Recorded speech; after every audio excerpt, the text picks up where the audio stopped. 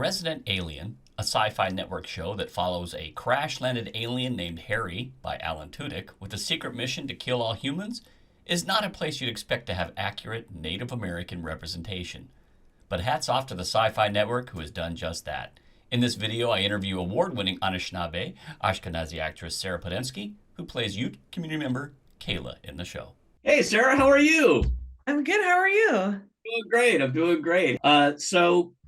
You play Kayla in Sci-Fi's Resident Alien, and how great is it to see accurate Native portrayal in something so random as this? I mean, this is sci-fi. It's not a place you'd expect to go to see accurate Native representation, but you do. It's true. It was something that was so important from the first time I read the script.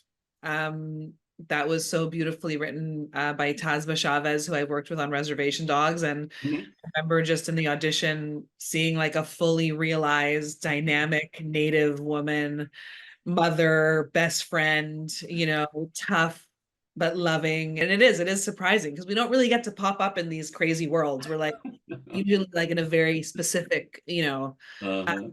character or storyline. So it's just been such a treat. It's been such a treat kind of like getting to know this character and Right. watching her navigate the insanity of this show. Yeah, exactly. And Alan Tudyk is a nut. Just brilliant. You know what? I'm so excited that now the show's on Netflix because we can Mhm. just reach such a wider audience and everyone can see his performance, which is just, it's just unbelievable. Like I was saying, your sister Jennifer Podemski, director of Empire Dirt. You guys were just phenomenal in that. I absolutely love that movie. How does it feel to be part of the hashtag Podemski Power family?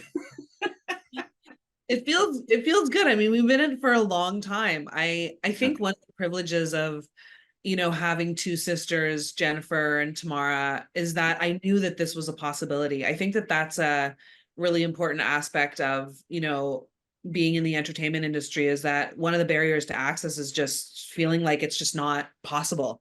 But I grew Mhm. up knowing this was possible. I grew up watching Jenny work. I grew up visiting her on set and visiting her on Dance Me Outside, Yep.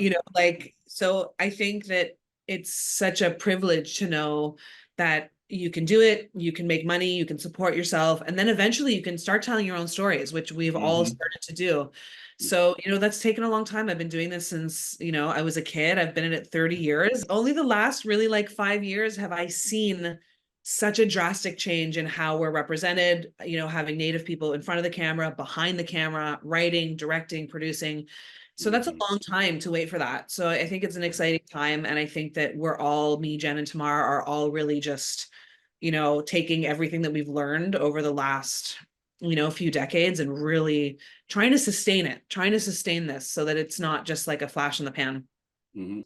Why wouldn't filmmakers use actual family? Why do you have to cast these people to be in a family when it's like you and your sisters are all there? Yeah. Why not use sisters who are no matter how good of an actor you are, there's always this little bit of connectivity that's gonna be there that wouldn't be there otherwise in actual family members. You know what I'm Which is saying? we got so lucky with Resident Alien because Chris Sheridan just, invited Jen to play my sister. We're like, yeah, we have this banter. Like, we know you don't have to tell us really much to do anything. Like, we're gonna sit and eat and chat.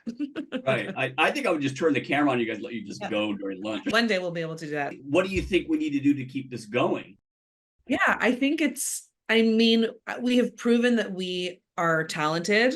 I Mhm. think that's kind of been from, years of hearing like, there's no audience for it and like their talent's not there. We couldn't cast Native because like we didn't have the talent. Like there's no excuse now. So I think anybody that uses as an excuse, has to kind of face the masses that say that's not right.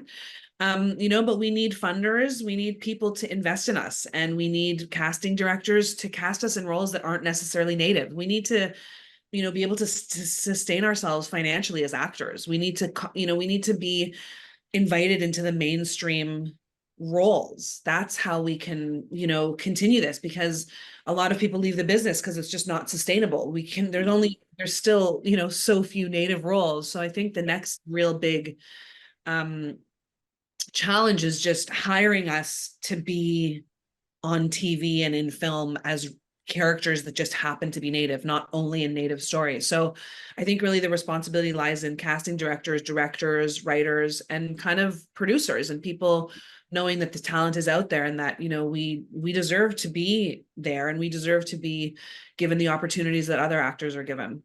Yeah, I think Hollywood's starting to learn that, hey, you know, maybe this generation of storytellers, this culture of storytellers might actually have stories to tell.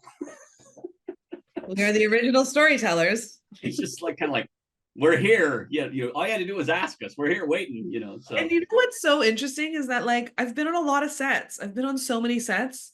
mm-hmm. And when you come onto a Native set or a set where there are Native people, you know, at the head of it that are, you know, kind of creating the atmosphere, we just have a different way of doing things, you know? Yeah.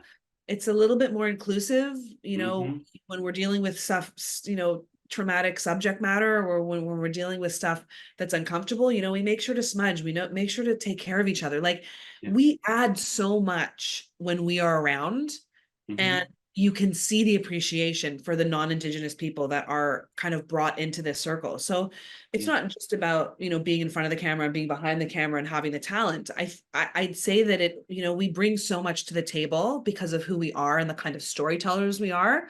Yeah. It's kind of this like holistic approach that just, you know, hasn't really been seen in the entertainment industry. You know, everything kind of happens in a bit of a funnel and everyone's kind of like out to get each other. And I'd say that, you know, we also bring that to the table, this kind of spirit of generosity and inclusivity. Right.